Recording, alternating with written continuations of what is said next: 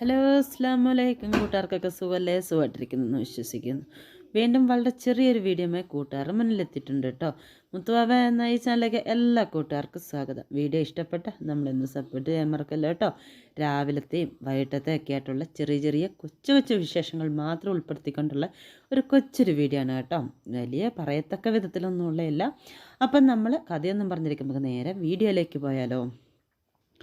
രാവിലെ കറി വെക്കുന്നതും കാര്യങ്ങളുമായ വീഡിയോസ് ഒന്നും ഉൾപ്പെടുത്തിയിട്ടില്ല കേട്ടോ.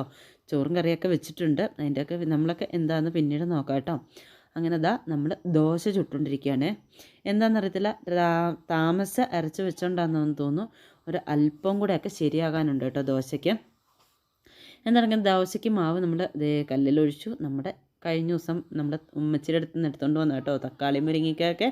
അപ്പോൾ അത് നല്ല തേങ്ങ അരച്ച് നല്ല കറി വെച്ചു കേട്ടോ. തക്കാളി മുരിങ്ങയ്ക്കയും കറിയും ദോശയും. ഒരു ചേർച്ചയില്ലാത്ത കറികളാണ്, വേറെ ഒന്നും വെക്കാൻ സമയം കിട്ടില്ല. പിന്നെ അത് മതിയെന്ന് ഓർത്തു കേട്ടോ. പിന്നെ പിള്ളേർക്ക് ഇന്ന കറി വേണം, ഇന്നത് കഴിക്കുക എന്നുള്ളൊരു നിർബന്ധം ഇല്ലാത്തതുകൊണ്ട് നമുക്ക് വലിയ കുഴപ്പമില്ല കേട്ടോ.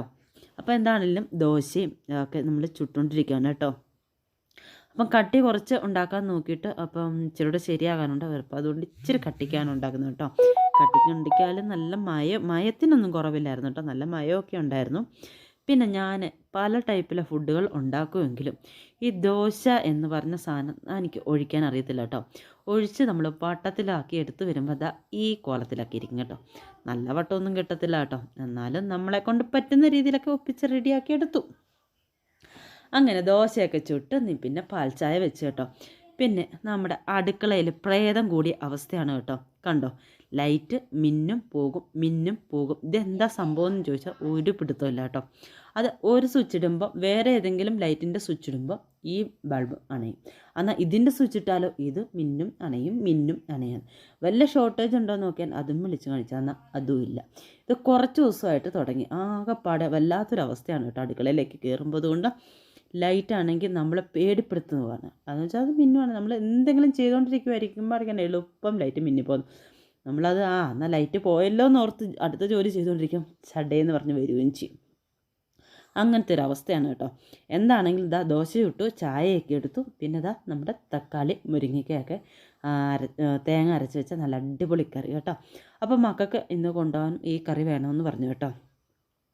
അപ്പോൾ സ്കൂളിൽ കൊണ്ടുപോകാൻ ചോറും ഈ കറിയെല്ലാം കൂടിയാണ് എടുക്കുന്നത്. പിന്നെ ഞാൻ എന്തോ ഒരു തോരനും മെഴുക്കോട്ടയും കണ്ടു വെച്ചാൽ കിഴങ്ങ് മെഴുക്കോട്ടയാണെന്ന് തോന്നുന്നു കേട്ടോ. ഞാനത് ശരിക്കും ഓർക്കുന്നില്ല. അത് സംഭവം എന്താണെന്ന് പറയുക, വീഡിയോ നേരത്തെ എടുത്തു വെച്ചു. ഇപ്പോൾ വോയിസ് ഇടാൻ നേരം അതെന്താ എടുത്തു വെച്ചെന്നുള്ളൊരു ആകപ്പാടൊരു കൺഫ്യൂഷനായിപ്പോയി കേട്ടോ. അതുകൊണ്ടാണ്. അപ്പോൾ എന്താണ് നമ്മൾ ഈ കറിയൊക്കെ നമ്മൾ എടുത്ത് കുപ്പിക്കകത്ത് വേണമെന്ന് പറഞ്ഞു കേട്ടോ ഇന്ന്.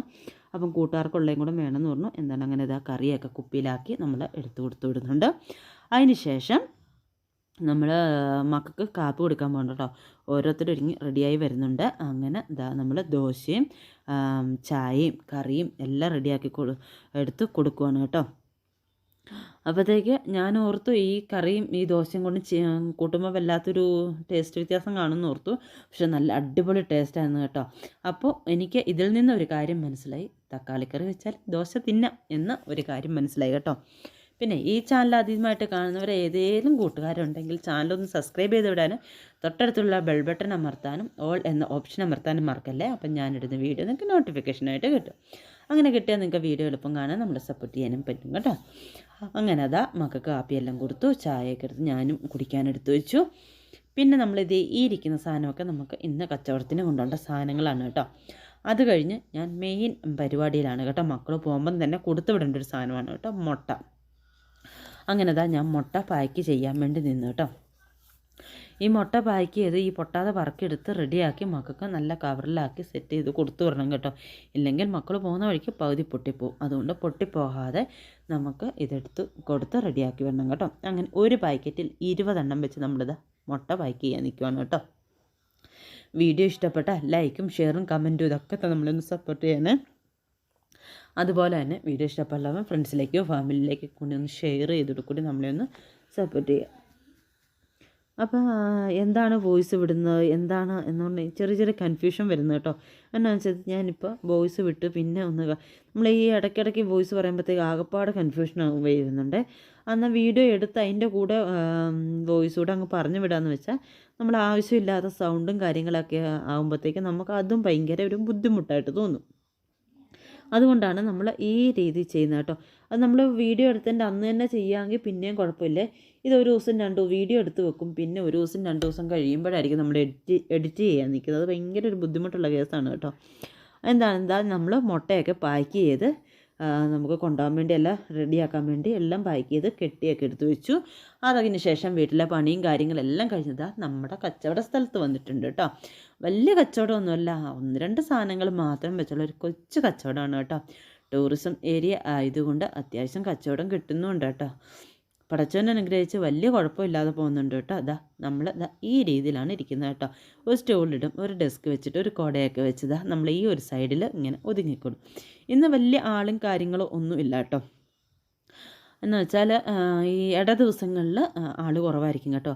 പിന്നെ ഉച്ച കഴിയുമ്പോഴത്തേക്കും പാക്കേജ് ഇറങ്ങുകയും ചെയ്യും കേട്ടോ. അങ്ങനെ പാക്കേജ് വരുവാണെങ്കിൽ നമുക്ക് പിന്നെ ആൾ കാണുകയൊക്കെ ചെയ്യേ. അപ്പോൾ എന്താണെങ്കിലും ഇന്നത്തെ കച്ചവടത്തിന് ഇങ്ങനെ കാത്തിരിക്കുകയാണ് കേട്ടോ. കറക്റ്റ് 3 മണിയാകുമ്പോൾ ഈ പ്രാവുകൾ വരും കേട്ടോ. അവിടെ ആ കടയിൽ നിന്നും സാധനം എന്തെങ്കിലും തിന്നും, എൻ്റെ അടുത്ത് വന്നാലും എന്തെങ്കിലും തിന്നും. പിന്നെ ഈ കൗണ്ടർ, അതായത് ടിക്കറ്റ് കൗണ്ടർ ഉണ്ടല്ലോ, അവിടെ വന്നാൽ അവരും എന്തെങ്കിലും ഇട്ട് കൊടുക്കണം. മെയിനായിട്ട് ഇത് അരിയും ബിസ്ക്കറ്റുമാണ് തിന്നുന്നത് കേട്ടോ. കണ്ടോ, അവിടെ നിന്ന് പതിയെ പമ്മി എൻ്റെ അടുത്തേക്കും വരുന്നുണ്ട് കേട്ടോ. അതെ, അതിൻ്റെ ഇടയ്ക്ക് ഇതുങ്ങൾ തമ്മിൽ കൊത്തുണ്ടാക്കുന്നു കേട്ടോ. അതിൽ ഒരാൾ ഇച്ചിരി മുഴുത്താണ്, അത് കണ്ടോ, അതുങ്ങളെ കൊത്തുവാണ് കേട്ടോ. അങ്ങനെ എന്താണെങ്കിൽ അതുങ്ങളൊക്കെ തീറ്റ തിന്നുക ഡെയിലി ആ സമയത്ത് വരും കേട്ടോ. നമുക്കത് ഒരു ദിവസം കണ്ടില്ലെങ്കിലും ഭയങ്കര വിഷമമാണ് കേട്ടോ. എന്ന് വെച്ചാൽ ഡെയിലി വരുന്ന ഒരു പിന്നീട് വരാതിരിക്കുമ്പോൾ ഭയങ്കര ഒരു വിഷമമായി. കറക്റ്റ് 3 അടിക്കുമ്പം വരും കേട്ടോ. അങ്ങനെ നമ്മൾ കച്ചവടം കാര്യങ്ങളെല്ലാം കഴിഞ്ഞ് വീട്ടിൽ വന്നു കേട്ടോ. വീട്ടിൽ വന്നപ്പോഴാണ് ഓർത്ത് ഇന്നലെ ഉമ്മച്ചി തന്നു വിട്ടാണ് കേട്ടോ ആത്തപ്പഴം. നമ്മുടെ ഉമ്മച്ചിയുടെ പറമ്പിൽ തന്നെ ഉണ്ട് കേട്ടോ. ഇത് നല്ല പഴുത്ത് നല്ല ചുമ നല്ല മധുരം വരുന്നു കേട്ടോ. എന്താണെങ്കിലും ഞങ്ങൾ ആത്തപ്പഴമൊക്കെ ഇരുന്ന് കഴിക്കുകയാണ്.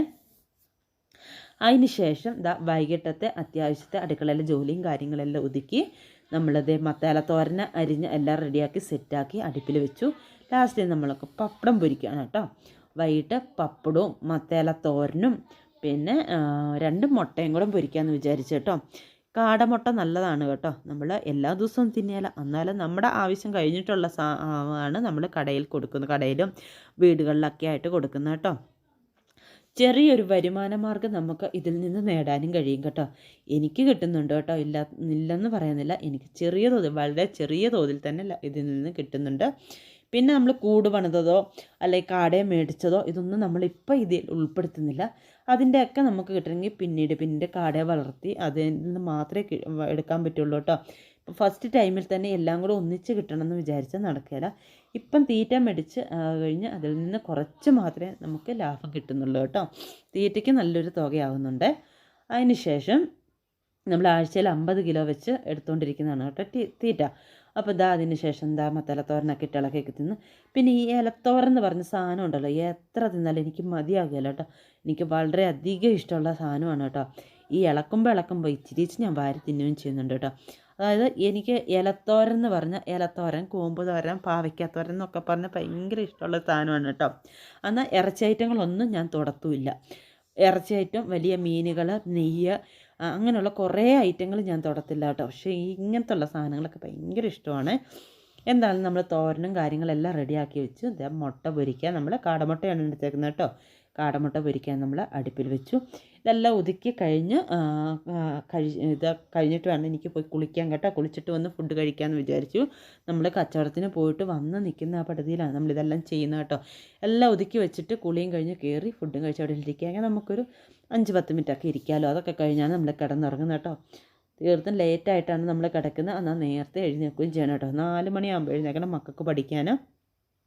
10ാം ക്ലാസ്സാണ്. 10ാം ക്ലാസ്സിൻ്റെ എക്സാമൊക്കെ ഇങ്ങനെ അടുത്ത് വരുന്നില്ല. അതിൻ്റെ ടെൻഷനും കാര്യങ്ങളൊക്കെ ഉണ്ട് താനും കേട്ടോ. എന്താണെങ്കിലും അതിന് പപ്പടം കാച്ചിയല്ല നേരത്തെ തന്നെ. അപ്പോൾ ആ പപ്പടത്തിൽ നിന്ന് ഓരോന്നെടുത്ത് കടിക്കുന്നുണ്ട് കേട്ടോ. അങ്ങനെ നമ്മുടെ മുട്ടയും കാര്യങ്ങളൊക്കെ റെഡി ആയിട്ടുണ്ട്. ഓരോന്ന് പൊരിക്കാനൊന്നും നിൽക്കുകയല്ല കേട്ടോ. ഞങ്ങൾക്ക് എല്ലാവർക്കും കൂടെ ഒന്നിച്ചൊഴിക്കുക. എന്നിട്ട് നമ്മൾ ഇങ്ങനെ മുറിച്ചെടുക്കുക. ഈ പരുവത്തിന് ഇങ്ങനെ മുറിച്ചെടുക്കും കേട്ടോ. അപ്പോൾ ചിലപ്പം വലുതും ചെറുതൊക്കെ ആയി പോകും, എന്നാലും കുഴപ്പമില്ല. നമ്മൾ മുറിച്ച് ഇങ്ങനെ ഓരോരുത്തർക്കും ഓരോ പീസായിട്ട് നമ്മളിങ്ങനെ എടുക്കും. ഇതാകുമ്പോൾ നമ്മുടെ പണി എളുപ്പം തീരുകയും ചെയ്യും. അല്ല ഓരോന്ന് പൊരിച്ചുകൊണ്ടിരിക്കാൻ വേണ്ടി ആർക്കാണ് അല്ലേ ഭയങ്കര ഒരു ചടങ്ങ് പിടിച്ച കേസല്ല. അങ്ങനെ ഈ ഓരോന്ന് ഒഴിച്ച് പിടിക്കും. പിന്നെ ചിലപ്പം തികയത്തില്ല. അതൊന്നും വേണ്ട. നമുക്ക് ഒറ്റ പ്രാവശ്യം ഒഴിക്കുമ്പോൾ നമ്മുടെ പണി എളുപ്പമാവും, സാധനം എളുപ്പം ഉണ്ടാക്കിയെടുക്കാനും കഴിയും. അങ്ങനെ അതാ നമ്മൾ ഇതെല്ലാം റെഡിയാക്കി വൈകിട്ടത്തെ കഴിക്കാനുള്ള ചോറ് വിളമ്പാണ് കേട്ടോ. ചൂട് ചോറും മുട്ട പൊരിച്ചതും അതുപോലെ മത്തേലത്തോരനും പപ്പടവും. ഈ മത്തേല എവിടെ നിന്നാണെന്ന് മനസ്സിലായല്ലോ. നമ്മൾ കഴിഞ്ഞ ദിവസത്തെ വീഡിയോയിലിട്ട അതേ മത്തേല തന്നെയാണ് കേട്ടോ.